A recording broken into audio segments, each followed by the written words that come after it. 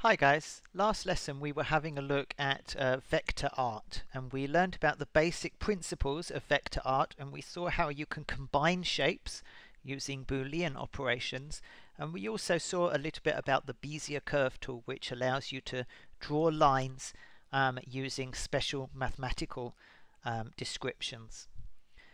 So now we're going to try to use those to actually draw some pictures, and there are different vector graphics software packages out there.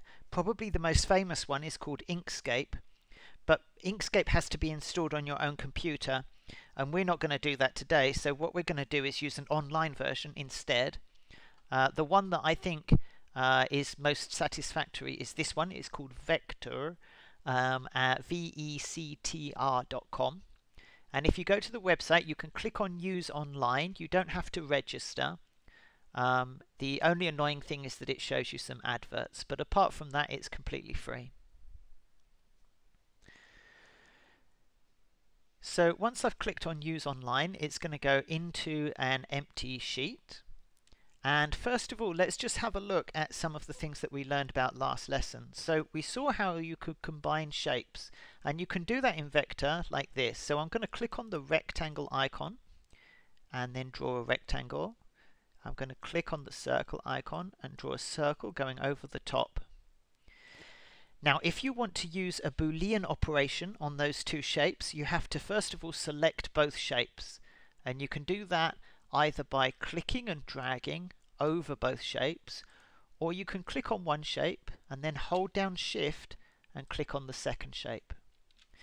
Now, however you've done it, once you've selected both shapes, you'll see that there's 4 options up here for different ways to combine the shapes. So we've got the union that we saw before, the subtraction where we take one shape away from the other, intersection where we have the place where the shapes overlap, and lastly exclusion where we remove where the shapes overlap. So this could be a good way to create a shape, for example, like a quarter circle. You could have a square and a circle and then click on intersect, and it's going to just give you that as a new shape. Now there's also a Bezier curve tool, which is here. So you can draw Bezier curves just like we saw last lesson. And there's also a pencil tool, and what the pencil tool does is it allows you to draw freehand, and then afterwards it will try to convert your freehand drawing into a Bezier curve using a computer algorithm. So this can sometimes be much easier, although it doesn't give you as much control over what you're doing. Okay, so let's use this to try to make a picture. And the first thing you have to do is to pick a picture that you want to convert into vector art. Now, I was searching on the internet. The picture that I found was this one. And the reason I picked this picture is because it has some of the things that make a good vector art picture. What you want to look for is a picture which has very simple shapes and is easy to understand from just those simple shapes. So in this picture we've got a kite, which is just a simple shape. This is obviously a lady. You got some she's got a coat, which means that it's not going to be too difficult to make the body shape. And we've got a very simple landscape. There's just white grass and orange yellow grass, and there's a blue sky. So the shapes that we have to deal with here are not too complicated, and that's going to make it a good option for vector drawing. So now I'll go to my vector paint package, and I'm going to click on this icon which says upload image, and I save this image to my desktop. So if I click on it, it's going to open on this page. I'll just shrink the image down a little bit. Okay, and now I'm ready to start painting my vector image onto here. Now what I recommend is that you draw the things which are closest to you first. So I'm going to take the pencil tool and I'm going to try to draw this lady's hat. Now you probably want to zoom in.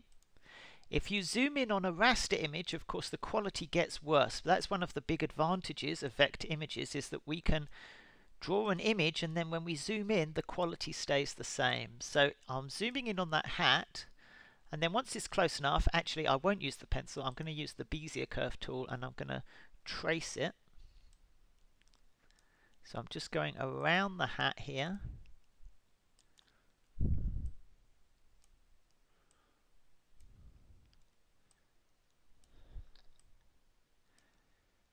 Now, don't worry if it's not exactly right, because when you're drawing with vector images, you are probably not going to get it to look exactly how you want it to be.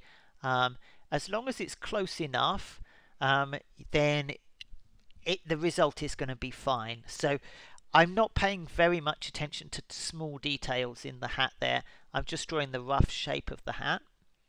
And once I've closed the shape so that the shape is complete, I can go up here and choose a color. I want this to be black because it's going to be the hat.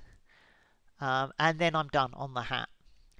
Now, like I said, don't obsess about details, because vector images are generally going to be low detail. You can always add more detail over time, but certainly at the beginning you just want to get the basic shapes into place. So now I'm going to try to do the hair. And I don't mind what goes behind the hat, because in a moment I'm going to move this behind the hat so that you won't see whatever's overlapping it. So I'll just go around the hair.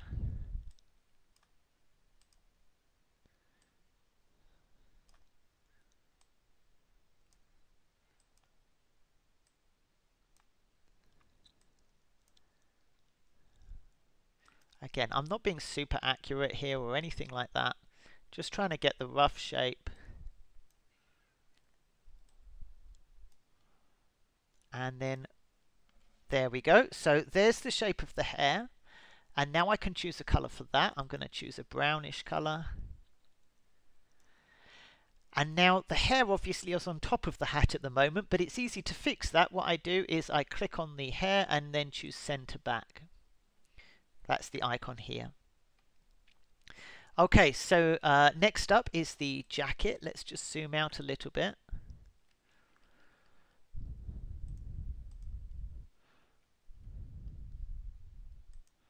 And I'm going to switch to using the pencil tool now so that I can go a bit more quickly. So the results may not be as good, or in some cases they might be fine.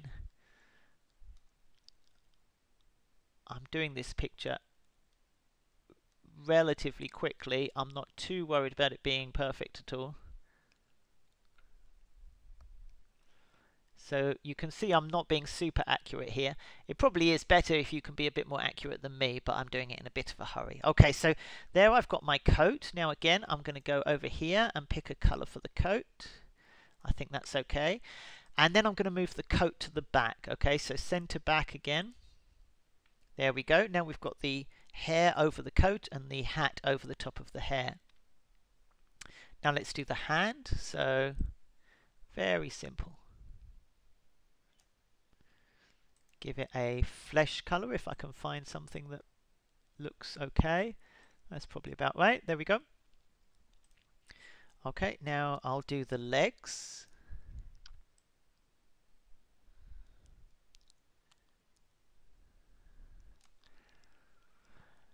And fill that in.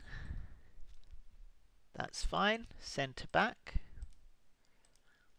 Oh, sorry, got to make sure I'm selecting the legs. There we go. And then the other leg.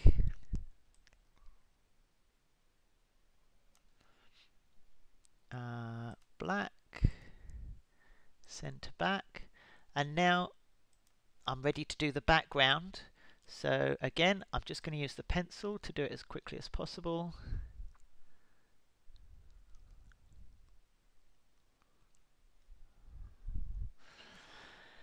And I'll fill that in with a yellowish color. Then send to back.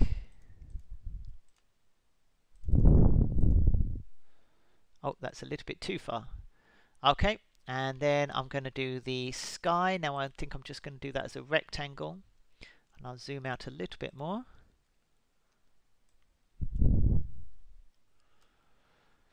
Make that a bluish color.